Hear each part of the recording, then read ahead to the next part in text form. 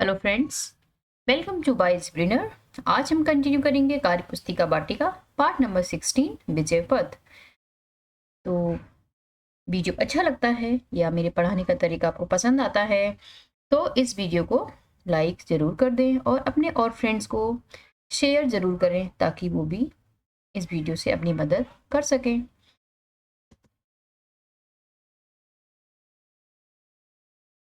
तो विजय पथ, जैसा कि आप एक चित्र में देख पा रहे होंगे, एक कछुआ और एक खरगोश है। एक पेड़ दिखाई दे रहा है, कुछ पक्षी उड़ते हुए दिखाई दे रहे हैं, है ना। और हरे भरे पेड़ पौधे और एक ट्रैक, सुंदर सा रास्ता है। तो इसमें क्या होता है, इस कहानी में दौड़ होगी आपके खरगोश और कछुए की। तो कहानी को तो हम यहाँ नहीं डिस्कस करने वाले हैं, वो तो आप वाटिका पुस्तिका में जाके पढ़िएगा। तो हम यहाँ पे करेंगे क्वेश्चन आंसर। तो आप चित्र में क्या देख रहे हैं, तो हम इसका उत्तर लिखेंगे। चित्र में हमें एक खरगोश, कछुआ, वृक्ष, घोंसला, आसमान में उड़ते हुए पंछी और सुंदर प्राकृतिक दृश्य दिखाई पड़ रहा है। ठीक है, तो ये इसका सबसे सही उत्तर होगा।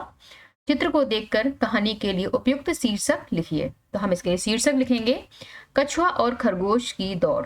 ठीक है, नहीं तो आप कछुआ और खरगोश भी रख सकते हैं, है ना। आप चाहें तो अपनी मर्जी से कुछ और भी रख सकते हैं, यानी विजय पथ की कहानी, यानी कि हार, यानी कि जैसे कि आलस पर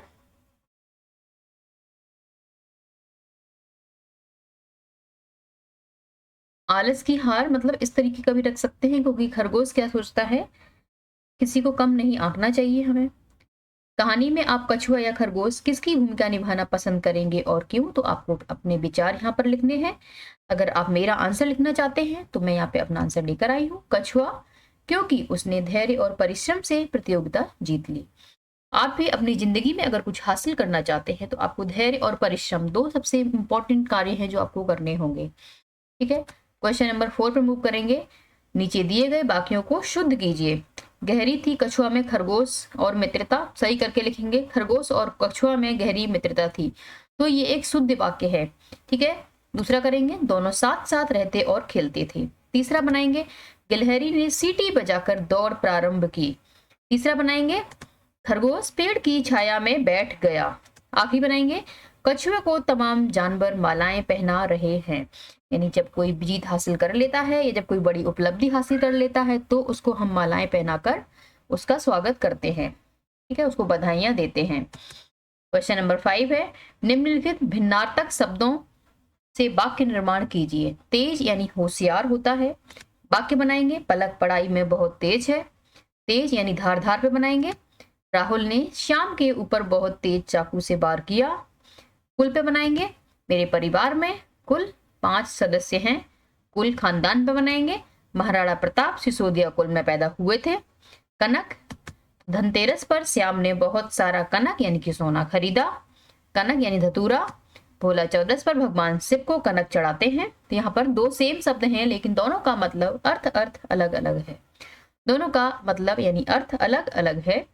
ठीक है, इसको समझेंगे, उसके बाद हम इन वाक्यों को बनाएंगे।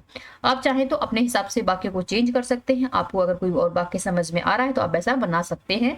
जरूरी नहीं है कि आप एस्टिज जैसा वाक्य मेरा है वैसा आप बनाएं, क्योंकि आपको अपने दिमाग का भी इस्तेमाल करना है, तभी आपका दिमाग खुलेगा, तभी आप पढ़ाई में अच्छे हो पाएंगे। नेक्स्ट है, यहाँ पर एक चित्र दिया गया है। इस चित्र को देखकर आपको कहानी बनानी है प्यारे बच्चों। तो यहाँ पर एक औरत क्या कर रही है, खाना बना रही है। एक मेढक और एक चूहा कुछ आपस में बातें कर रहे हैं। तो फिर मुझे लगता है कि ये रोटी चुराने की योजना बनाते हैं। फिर ये लड़की, आइए पढ़ते हैं इस कहानी को। कहानी को क्या है, क्वेश्चन नंबर 6 है, चित्र के आधार पर घटनाक्रम को समझते हुए कहानी बनाइए और उसे अपने शब्दों में लिखिए। तो लिखेंगे, एक औरत चूल्हे पर खाना बना रही थी। तभी मेढक और चूहे ने उसको खाना बनाते देखा तो उनका रोटी खाने का मन हुआ। मेढक और चूहे ने सोचा क्यों ना इस औरत की रोटी चुराई जाए और उसे खाया जाए। मेढक और चूहे दोनों ने मिलकर एक योजना बनाई। मेढक औरत के पास जाकर टर टर करने लगा, जिसे सुनकर औरत मेढक को भगाने लगी। इतने में चूहे ने मौका मिलते ही रोटी चुरा ली।